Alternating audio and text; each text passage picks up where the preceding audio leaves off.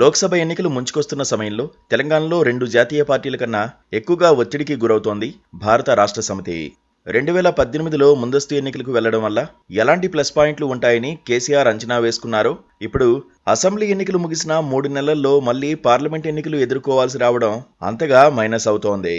ఈ సమయంలో బలంగా ప్రజల్లోకి వెళ్లడానికి ఓ అజెండా కూడా కరవైంది. కానీ తెలంగాణ ఉద్యమంలో కీలకమైన నీళ్ల అజెండాతోనే వెళ్లాలని డిసైడ్ అయ్యారు. కాళేశ్వరం విషయంలో తాము చేసిన కృషిని తక్కువ చేస్తున్న ప్రభుత్వ వైఖరిని తప్పుబడుతూ ప్రజల్లోకి వెళ్లాలని డిసైడ్ అయ్యారు. తెలంగాణ ఉద్యమం నాటి నినాదమే నేటి ఓట్ల నాదమైంది. ఉద్యమకాలం నాటి నీళ్లు, నిధులు, నియామకాలు నినాదం మార్మోగుతూనే ఉంది. ప్రస్తుతం తెలంగాణలో అధికార ప్రతిపక్ష నేతల మధ్య వాటర్ వార్ ఓ రేంజ్కు వెళ్ళింది. కాళేశ్వరం ప్రాజెక్టు లోపాలపై కాంగ్రెస్ బీఆర్ఎస్ను టార్గెట్గా చేసుకుని విమర్శలు చేస్తోంది. ఇప్పుడు అదే ప్రాజెక్టును ఆయుధంగా చేసుకుని హస్తం పార్టీపై కౌంటర్ అటాక్ ప్రారంభించింది గులాబీ పార్టీ. ఇందులో భాగంగా మార్చి 1 నుంచి చెలో మేడిగడ్డ కార్యక్రమానికి పిలుపునిచ్చిన బీఆర్ఎస్ కాళేశ్వరం సమగ్ర స్వరూపాన్ని ప్రజలకు తెలియజెప్పే ప్రయత్నాలు ప్రారంభించింది. ఇదే సమయంలో నీటి పౌరు యాత్రలో భాగంగా కరీంనగర్లో భారీ బహిరంగ సభకు కూడా ప్లాన్ చేసినట్లుగా తెలుస్తోంది. పార్లమెంటుకు ఎన్నికలు జరగబోతున్న తరుణంలో బీఆర్ఎస్ పార్టీ ప్రాజెక్టుల సందర్శన పేరిట ప్రజాక్షేత్రంలోకి దిగనుంది. ఎన్నికలయ్యేంత వరకు ఈ కార్యాచరణ కొనసాగుతుందని అంచనా. కృష్ణా జలాల వినియోగంపై కాంగ్రెస్ ప్రభుత్వ తీరును ఎండగడుతూ ఇటీవల నల్లగొండలో బీఆర్ఎస్ భారీ బహిరంగ సభ నిర్వహించింది. కేంద్ర ప్రభుత్వ ఒత్తిళ్లకు తలొగ్గిన కాంగ్రెస్ కృష్ణా జలాలపై హక్కులను కోల్పోయేలా చేసిందని ఆరోపించింది.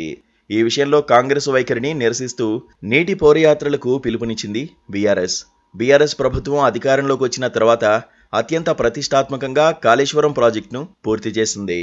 అయితే ఈ ప్రాజెక్టులో కీలకమైన మేడిగడ్డ బ్యారేజీ ఎన్నికలకు ముందు కుంగిపోయిన విషయం వెలుగు చూసింది. అప్పటి నుంచి రాష్ట్ర రాజకీయాల్లో ఈ వ్యవహారం హాట్ టాపిక్గా మారింది.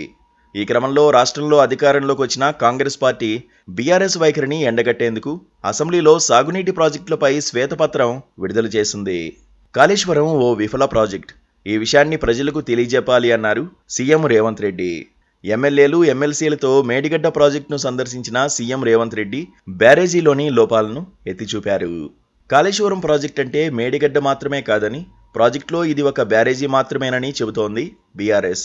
ఈ క్రమంలోనే మార్చి 1వ తేదీ నుంచి చెలో మేడిగడ్డ కార్యక్రమానికి పిలుపునిచ్చింది BRS.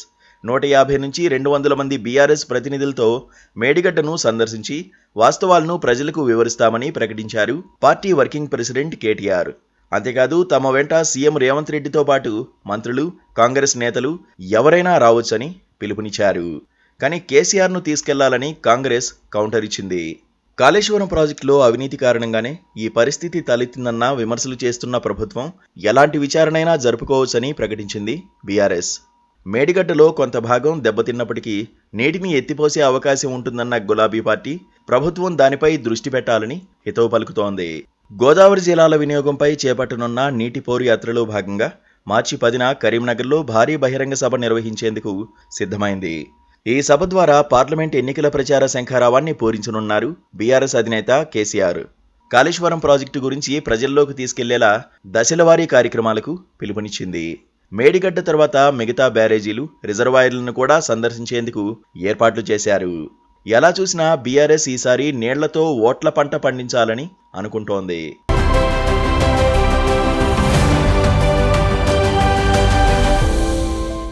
Please do subscribe to Please do subscribe to Please do subscribe to Please do subscribe to Please do subscribe to Please do subscribe to KTV Telugu.